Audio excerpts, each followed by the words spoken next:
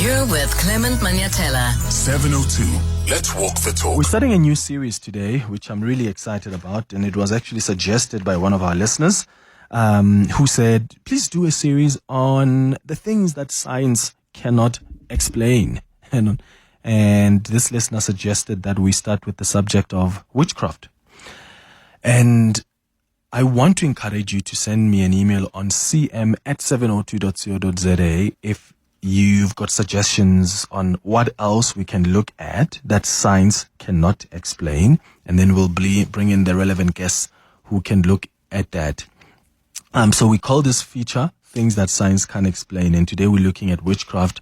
And of course, witchcraft is a subject that continues to fascinate a lot of us, maybe terrify some of you, but it really shapes everyday life for many South Africans. For centuries, it has been part of the fabric of our communities, carrying both cultural and spiritual significance. Some people see it, yes, as a powerful force with real consequences, but you've got other people who think of it as a myth, as a superstition. But despite decades of research, witchcraft often remains beyond the reach of science and explanation. I mean, how often do you even hear talk show hosts talk about it? Hey? So, do you believe in witchcraft? And if yes, how do you rationalize the existence of witchcraft versus science? I'd like to hear your experiences on 011-883-0702.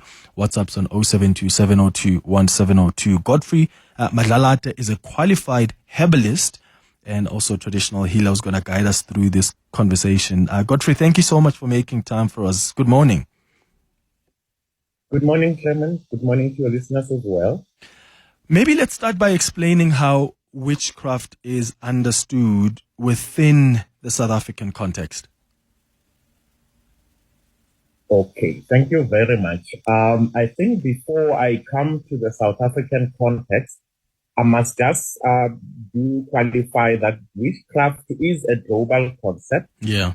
It cuts across, it's associated as well with sorcery and other practices, as well as falls within a branch of what we call paranormal practice.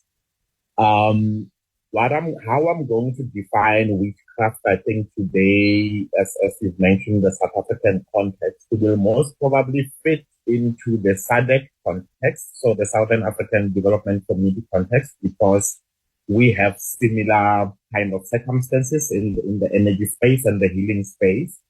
Witchcraft can be described as a negative force that has its roots in pre-colonial communities, in this case, pre-colonial Africa and pre-colonial Southern Africa.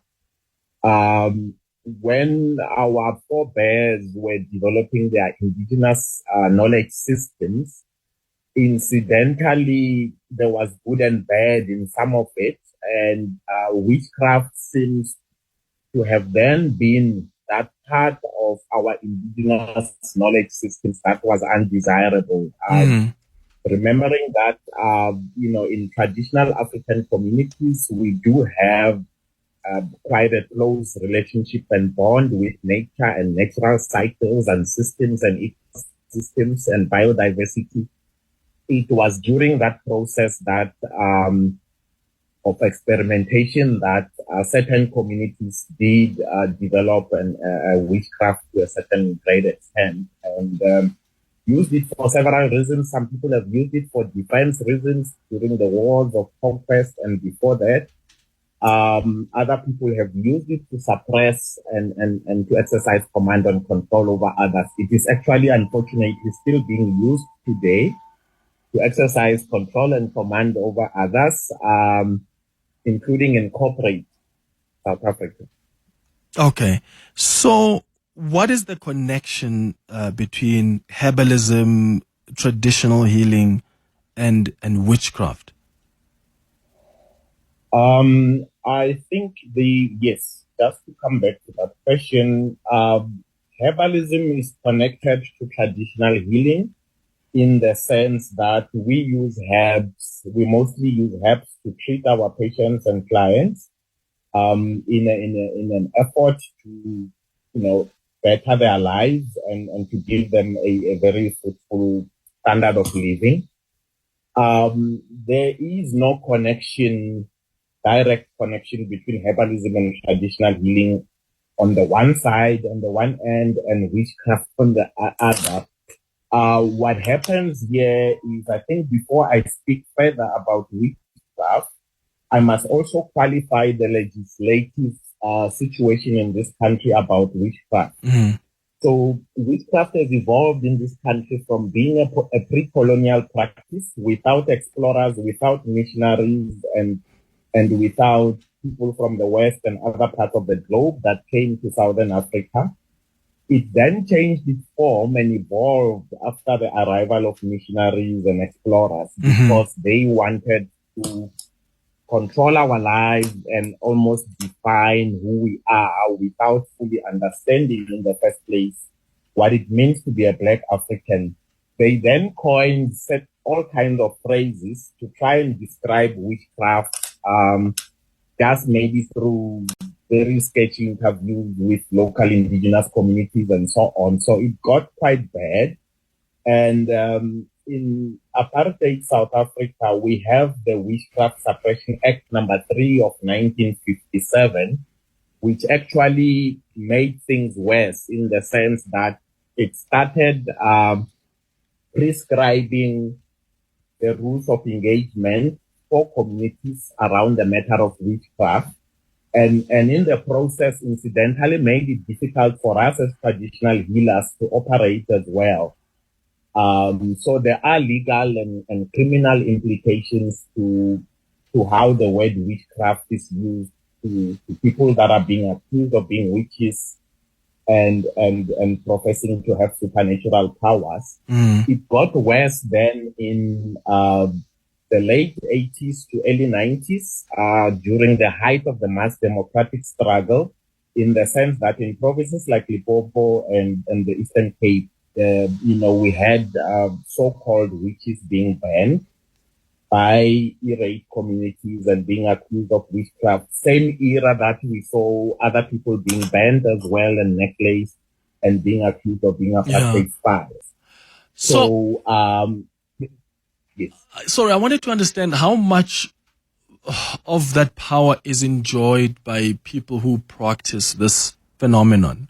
And it's a question that's come. Someone says, yeah, but Clement, if really there are people who possess such supernatural powers, why wouldn't they use those powers to, for instance, advance their lives? I mean, or even win the lotto, or get a lot of money if that's what you wish for, or get the things that you wish for here in this dimension of life? Yes. There is a great divide. There's quite a great divide between the good side, which is predominantly at least 80% of indigenous knowledge systems, and we are in the process of formalizing it through several tertiary institutions. So you would have make or break 80% of the good side of indigenous knowledge systems in Southern Africa. And then the bad side and the black sheep of the family inside that body of knowledge would be witchcraft. Witchcraft is a very complex phenomenon in the sense that it occurs in a certain context, inside certain hours. It obviously have to be quite private, and it is then difficult for witchcraft to form part and parcel of our normal daily lives, in an open community, in an open sense during business hours and during all the other economic activities and social activities that take place, especially during the day. It has a stigma of being a nocturnal operation mostly by virtue of its nature. And I think it would be naive to want to claim that if someone has enough witchcraft powers, then they should be trying to win the lotto or trying to manipulate the system of government. I think it's an outdated debate, that one. However, we have to be realistic and say part of our daily work as healers is to actually assist a whole lot of individuals and communities that have been subjected to all kinds of acts of propagation of bad energy, which inter alia includes witchcraft. Okay. Let's go to some WhatsApp voice notes, because we've got some listeners sharing their experiences with us on 072 702 1702. You're listening to the first installment of our series, looking at things that science cannot explain, suggested by one of our listeners. And they asked us to start this series by talking about witchcraft. And I've been asking what your experiences are. Are you one of those that believe in this phenomenon? If yes, how do you even rationalize the existence of witchcraft versus science? How do you understand it? Good morning, Clement. Good morning, 702. Clement, I don't believe in witchcraft. I'm living in it. I know it. I know when my body gets separated from my spirit, gets separated from my body, and I'm busy fighting faceless things that are roaming around the yard where I stay. And I know who's responsible for it. I've been living like that ever since I was a child.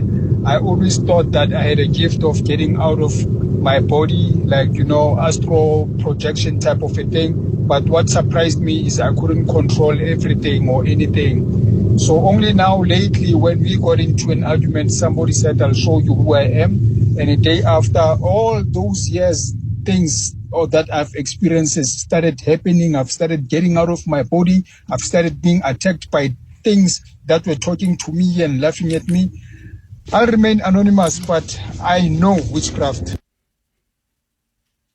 Clement, one of the questions that I always ask myself about, us Africans and I believe in the witchcraft. Why is it that we could not stop the colonizers from taking the land using witchcraft? They came, took the land from us. We were powerless. Witchcraft could not help us. Secondly, why is it that witchcraft can't help us to even break into banks and steal money if witchcraft is real? And why is it that witchcraft can't even help us from our white bosses who are oppressing us at the workplace? So witchcraft is a myth. And unfortunately, many of our people, and including learned ones, are believing in this thing called witchcraft. Good morning, Clement. I think I believe more in herbalists. So since, ancient times, as Africans, we had our own indigenous knowledge systems on how to heal ourselves. And obviously, similar to like how there are plants that are based in nature that can heal people, there are also plants that are basically poisonous and can poison someone, or they can cause someone to have a specific effect. So I honestly do believe that there are people who are very good herbalists, who are aware of these plants that are existing, and they use them. Obviously, some use them for good, others use them for bad. And hence why I think people believe so much in the concept of witchcraft, because it is science. I mean, if someone gives you something that can poison you and you ingest it, or you use it on your body, you will be affected by it. So it is actually science, especially when it's based with a herbalist. This is Koketso from Joburg. Yeah, okay, Koketso, thank you, and thanks to all of you that have sent your WhatsApp voice notes. Godfrey, I suppose you heard the question there, like if there's really people who possess such power, why is it not being used for good? For instance, like someone said on the voice note line, why didn't we try use that power to fight the colonizers? It's a similar to what I asked earlier on about, if you possess that power, why are you not doing it, using it to advance yourself in life?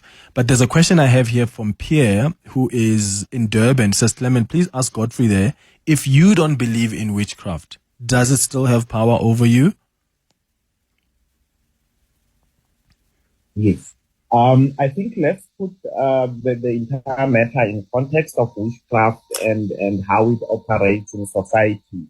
Remember, this is a force of evil that is operating at an opportunistic level.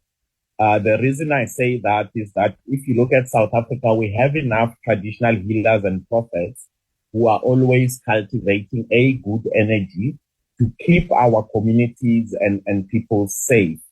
That goes for the spiritual space as well. So witchcraft is opportunistic. That is why for those people that purport to be perpetuating witchcraft, sometimes they have very bad experiences. There is a process in South Africa called Kofareha, where somebody goes out on a witchcraft expedition at night and they find themselves naked or whatever in someone's property or in some space, because we as healers are taking care of society in a broader context and promoting the good energies. So it is not as easy, firstly, to practice witchcraft. Secondly, however, in a lot of individuals are being subjected to witchcraft by specific people who are launching spiritual attacks on them. And it is our duty as healers to save those people from such wrath through herbal treatment and other preparations like that, as well as the medium of water with mostly our prophets and so on. We do a whole lot of processes, including a process called Tupemba, which is to exorcise people from bad spirits. Now, in pre-colonial Africa, witchcraft operated at a grand scale in certain communities where there were secret societies and communities that would practice witchcraft as a bigger unit. And I think if we're talking about robbing banks and winning the lotto, if we superimpose the two contexts of pre-colonial Africa before the arrival of the explorers and the missionaries, things happened.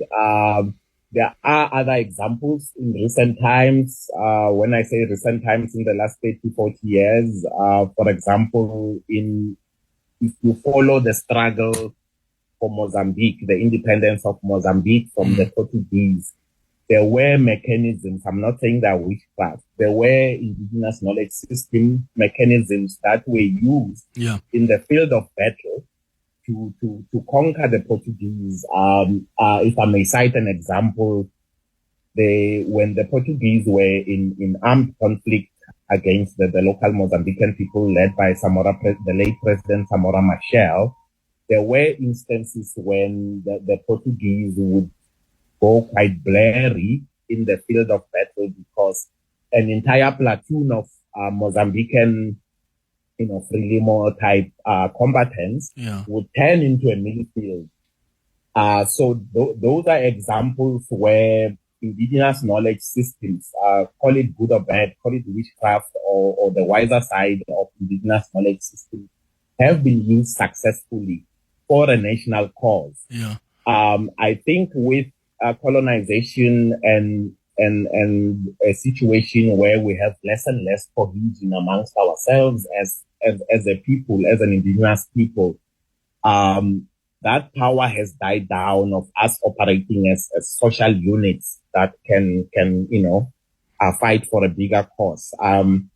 So remember, witchcraft is castigated. We cannot at any stage glorify it.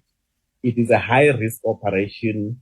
Even when it's penetrating the spiritual space, it carries massive risk and stigma. That is why we find ourselves to this day that people that have not experienced the effects of witchcraft still do not believe in it because it sounds like a 007 movie. The theory behind it sounds quite fictitious. Whereas if we follow the path and the trajectory of indigenous knowledge systems, as much as it's the bad side of IKS, witchcraft is actually a science. I'm gonna take a break and then do the news, Godfrey. If you don't mind, I'd like you to give us just 5 more minutes of your time. I've got a few WhatsApp voice notes I want to play. I've got 2 more questions for you, and then we'll wrap up our conversation just right after the news at 11 o'clock. It's 2 minutes now before 11.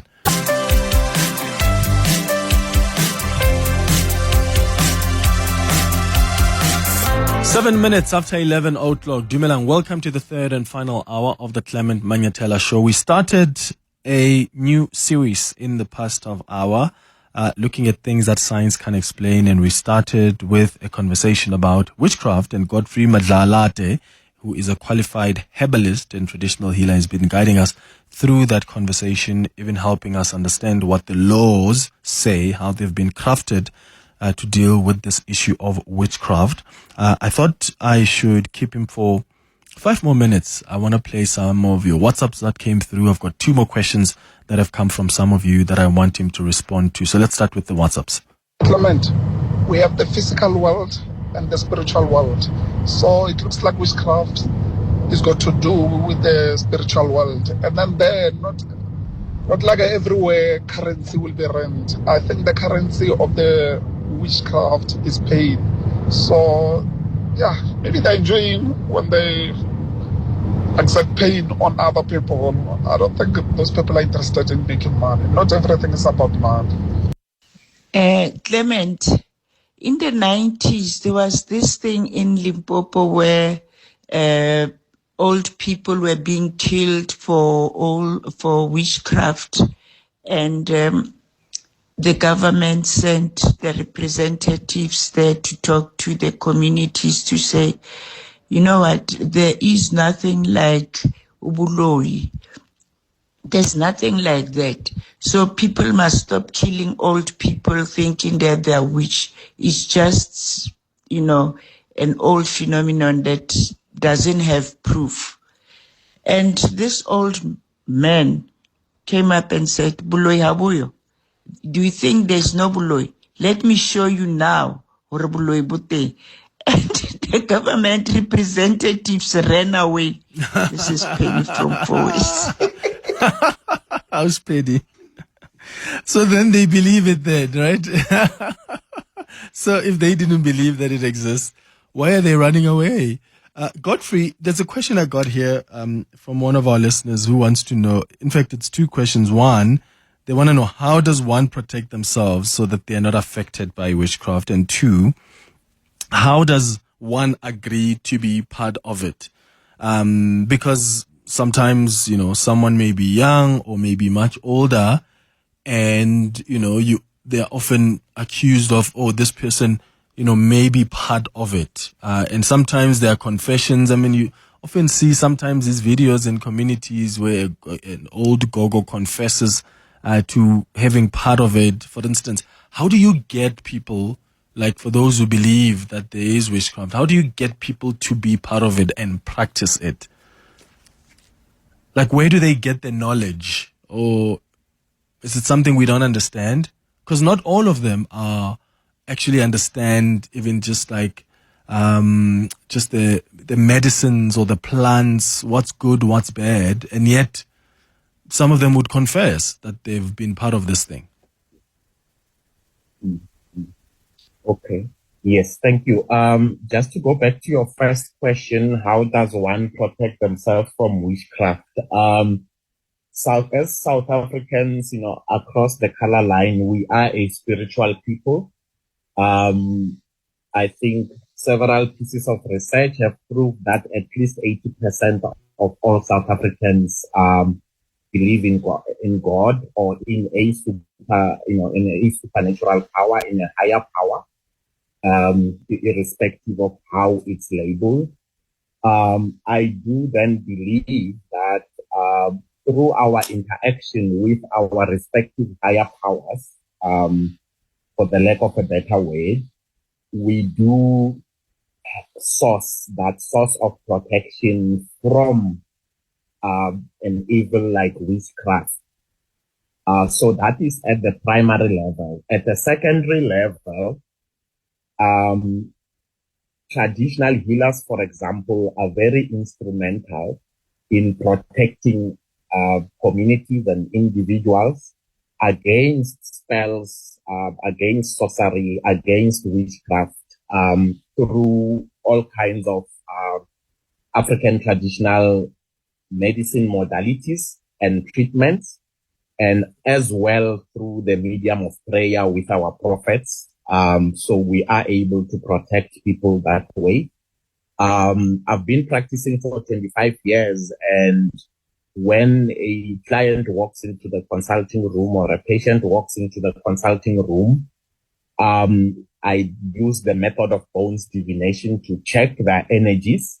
And this is where in certain instances, we find that certain patients are actually suffering from the effects of witchcraft. We, however, do not dwell in identifying the culprits. We do not dwell in castigating the culprits and leading an identity parade for them. We dwell on restoring the energy, the proper energy of that patient through the method of African traditional medicine. We treat them and we restore their energy. So, the whole process of steaming or bathing with certain herbs, or the whole process of ukpalaza or any of the other, or using some kind of incense or rimpepo to restore their energies, will protect them from that evil force. I think, let me just say before also I go to the second question, that people mustn't mislead others to say that witchcraft does not exist. I have spent the last 25 years dealing with a lot of cases of people that have been bewitched, or who have been, bad energy has been sent their way. There's a lot of things that can go wrong with an individual that has been bewitched, from mania and mental illness to psychological illness to a whole array of other illnesses, including high blood pressure, diabetes, and what we normally consider to be clinical disease can manifest through witchcraft. And this is what baffles the doctors in theater and in consulting rooms when they have a patient that is manifesting with clinical symptoms that cannot be treated by clinical means. Okay. So let us not mislead people to say witchcraft does not exist, and therefore, if I do not believe in it, it will not affect me. Wait till it hits you, or wait till you have sleepless nights and chronic insomnia that even your strongest painkillers cannot address. And then quickly on how do people then agree to be part of it? I think witchcraft has got levels, from my understanding. So some individuals are groomed in their own families, they are groomed in their own homes to be part of it. Others are groomed by choice and association with certain individuals that might want to mentor them in that direction, if I may use that word. But really, witchcraft is a direct choice to follow the path of evil and against a world which is actually full of good and good intentions. So it's a destructive force in society. Godfrey, thank you so much, and thank you for agreeing to give us your extra time. I've got so many questions that listeners have, but unfortunately we are out of time. So check out the podcast. Maybe some of what you're asking has already been dealt with by Godfrey Madlalate, qualified herbalist and traditional healer who's been guiding us through this conversation.